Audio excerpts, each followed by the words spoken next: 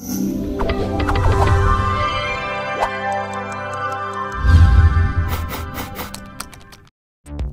собранието втор ден се расправа за избор на новата влада која треба да биде изгласана најдосна до полноќ. Според пратениците од ВМРО-ДПМН понудената владина програма е гол популизам, има општи тези без конкретни рокови. Пратениците од СДСМ сметаат дека предвидените проекти се гарантирани зашто се базираат на реални проекции и можности, а владниниот тим го сочинуваат луѓе докажани во својата струка.